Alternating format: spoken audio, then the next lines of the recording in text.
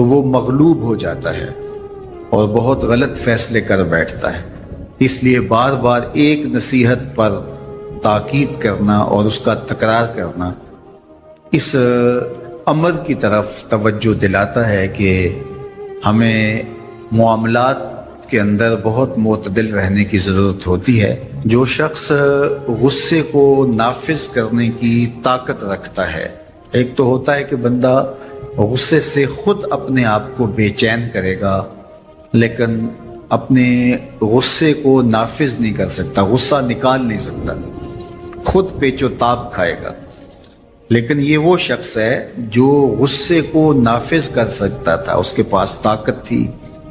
لیکن اس نے اس کے باوجود غصے کو ضبط کیا۔ حضور علیہ السلام نے ارشاد فرمایا، قیامت کے دن اللہ تعالیٰ لوگوں کے سامنے اسے بلائے گا تو اللہ تعالیٰ اسے اختیار دے گا کہ جنت کی حوروں میں سے جس کے ساتھ تم نکاح کرنا چاہتے ہو، جس کے ساتھ تم رہنا چاہتے ہو، تمہیں اس کا اختیار دیا گیا ہے، اس لیے کہ تم نے اپنے غصے کو ضبط کیا، اس کو نافذ کرنے کی طاقت کے۔ یہ بھی ہوتا ہے کہ کسی کو کسی عمل خیر کی توفیق ہو جاتی ہے تو وہ اس پر اللہ کا شکر کرنے کی بجائے دوسرے لوگوں کو جو فی الحال اس توفیق سے محروم ہیں حقارت کی نظر سے دیکھنا شروع کر دیتا ہے۔ بعض اوقات کسی کو نماز پڑھنے کی توفیق مل گئی تو وہ بے نمازیوں کو حقارت کی نظر سے دیکھنا شروع کر دیتا ہے، تو یہ اس کے عمل کا عجب اس کے عمل کو برباد کر دیتا ہے۔ اگر اللہ نے آپ کو خیر کی توفیق عطا کی تو آپ ان لوگوں کو خیر کی طرف لانے کی کوشش میں لگ جائیں جو خیر کی راہ پہ نہیں ہیں۔ بے نمازیوں کو نماز کا عادی بنانے کے لیے آپ کی جد و جہد شروع ہو جانی چاہیے کہ یہ خیر مجھے نصیب ہوا تو اس کو بھی نصیب ہو جائے،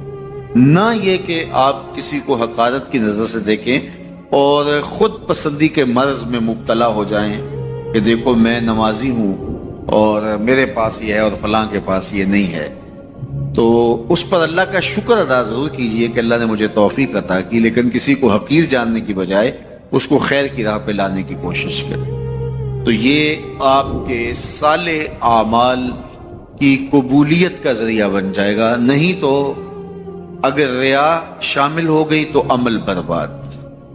اگر تکبر آ گیا تو اللہ کو تو پسند ہی نہیں، اگر عجب پیدا ہو گیا تو عمل کا نتیجہ آپ کو نصیب بھی نہیں ہو سکے گا۔ اس لیے عمل خالص ہو، صرف رضائے الہی کے لیے ہو، وہ عمل مرد نے کیا ہے یا عورت نے کیا ہے اس سے غرض نہیں ہے، شرط ہے کہ ایمان کے ساتھ اس نے صالح اعمال کا ذخیرہ جمع کیا ہے تو اس کو اللہ تعالیٰ جل شانہ ستھری، پاکیزہ، مطمئن اور خوبصورت زندگی عطا کرتا۔ اب وہ خوبصورت زندگی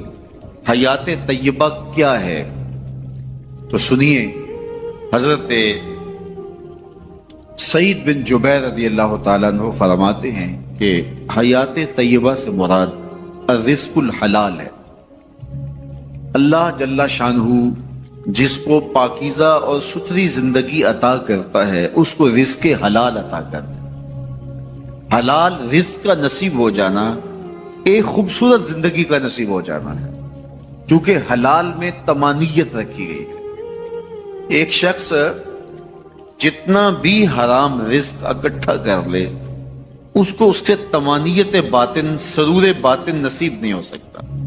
اس کے اندر اطمینان اور قرار نہیں آ سکتا، کیونکہ حرام میں یہ ہے